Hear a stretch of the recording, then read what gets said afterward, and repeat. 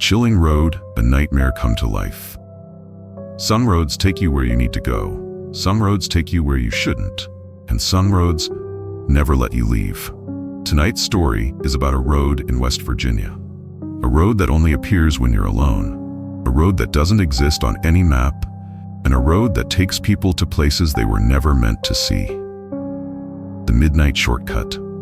It was past midnight when David Holloway took the wrong turn. He had been driving for hours, making his way home from a work trip. The highway had been long and empty, nothing but endless trees and fog.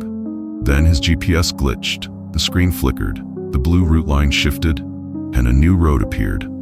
Cedar Hollow Road. The voice on the GPS crackled through the speakers. Turn right. David frowned. He had never heard of Cedar Hollow Road before, but he was exhausted, and the GPS claimed it would save him 20 minutes. So he turned. That was his first mistake. The road that shouldn't exist. The moment he turned onto Cedar Hollow Road, the air changed, the fog grew thicker, the trees loomed closer. The road was perfectly smooth, no cracks, no potholes, like it had been paved yesterday. David's fingers tightened on the wheel. The silence was wrong. No wind, no insects, no sound at all. Then, his radio turned on by itself. Static hissed through the speakers. Then a voice, faint, distorted. Where are you going? David's blood turned to ice, the shadow in the road. Then, the headlights caught movement. A figure stood in the middle of the road. David slammed the brakes. His truck skidded to a stop just inches from the figure. A man stood in the glow of the headlights. But something was wrong. His clothes were old, torn. His face was pale, almost gray, and his eyes weren't there. Just dark, empty sockets. The man's mouth moved, but no sound came out. Then, he tilted his head, and suddenly, the figure was right next to the driver's side window. David screamed. The man's lips moved again. And this time, David heard it. A voice like wind through dead trees. You shouldn't be here. Then, the truck engine died. No escape. David's hands trembled as he twisted the key. Nothing. The man outside the window didn't move, just watched. Then, a sound from behind the truck, like footsteps on pavement, slow, deliberate. David's breath came in shallow gasps. He looked in the rearview mirror. More figures, standing in the fog, watching, waiting. Then a single whisper. Not from outside, from inside the truck. Look at me. David's heart nearly stopped. The voice had come from the passenger seat. And when he turned his head, something was sitting there, smiling. The road that never ends. David didn't remember starting the truck, didn't remember flooring the gas pedal. But suddenly, he was driving, speeding down the road. The figures in the fog faded into the darkness. The voice in his head grew distant. And then, the road was gone. David's truck roared onto a familiar highway. He slammed the brakes, heart hammering in his chest. The GPS was normal again. No Cedar Hollow Road, no sign he had ever taken a turn. But there was one thing that didn't belong.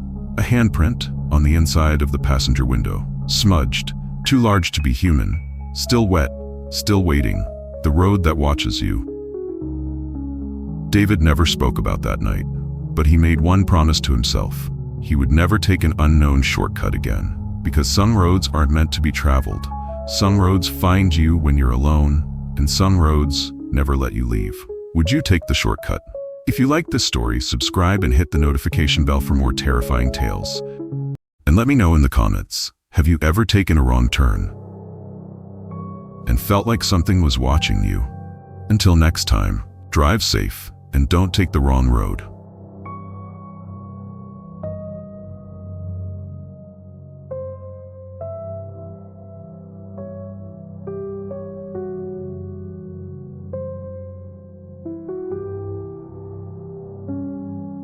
The haunted mirror, what they don't want you to know.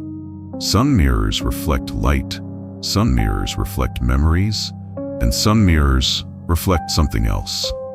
Tonight's story is about a mirror no one should have looked into. A mirror that doesn't just show your reflection, it shows what's watching you. The estate sale mirror. It started with an estate sale.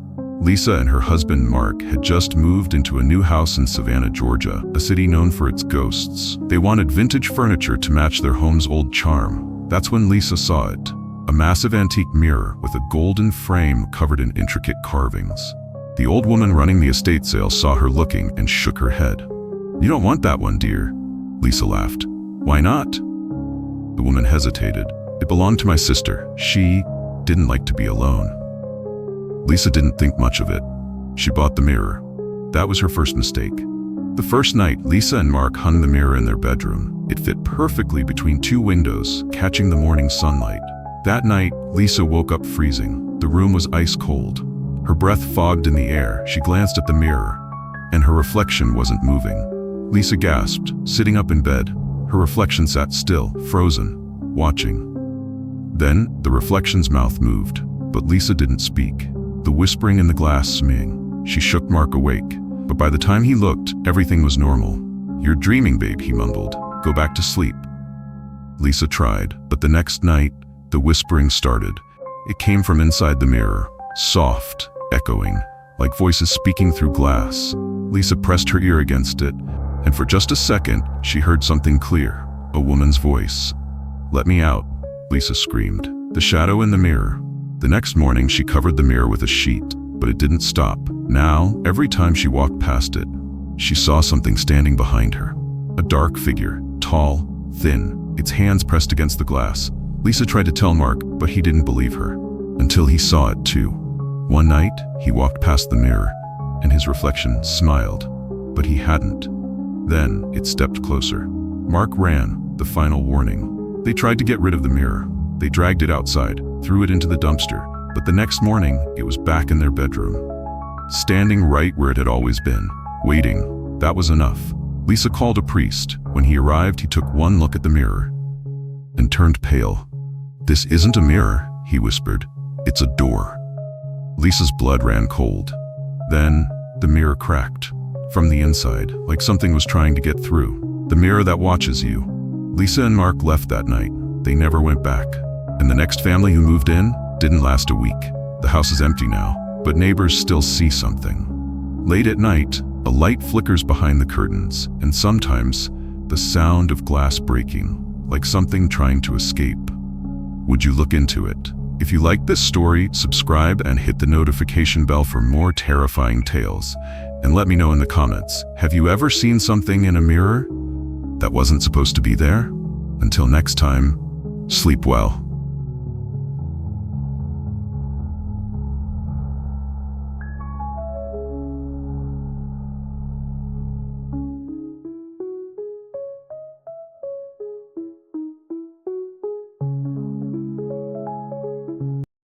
The terrifying mirror, the creepiest encounter ever. There are some objects in this world that should never be touched, some things that should never be moved, some things that should never be looked into. Tonight's story is about a mirror that holds more than just a reflection, a mirror that takes more than it gives. This is the story of the terrifying mirror, the antique shop and the forgotten mirror.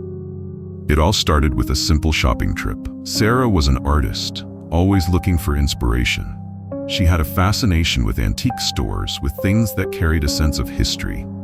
One day, she wandered into a small, dusty antique shop on the outskirts of town. It was the kind of place that smelled like old books and forgotten memories.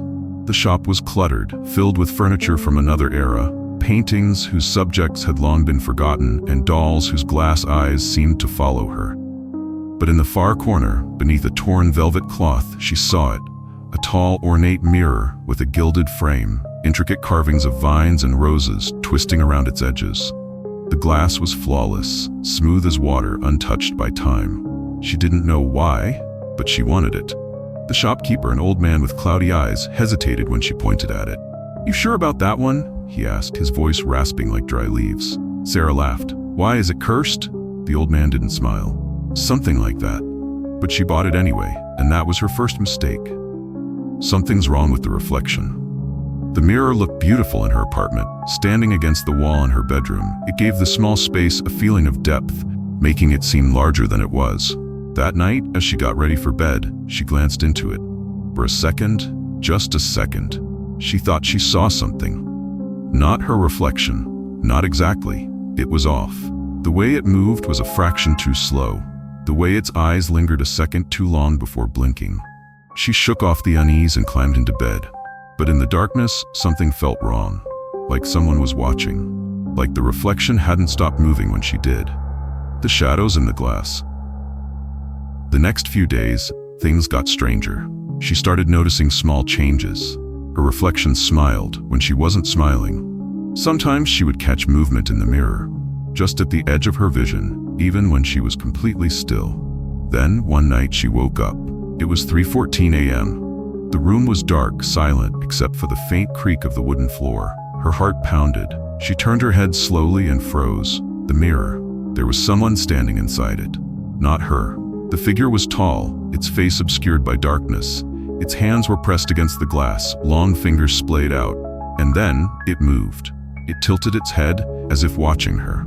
Sarah's breath hitched. She wanted to look away. She wanted to run, but she couldn't move.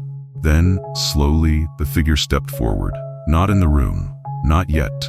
But its form pressed against the glass, as if trying to push through. That's when she heard it. A whisper. Soft. Breathless. The escape attempt. She didn't sleep after that. The next morning, she covered the mirror with a blanket, refusing to look at it. But even with the fabric draped over it, she could feel it. The weight of something watching. She tried to get rid of it.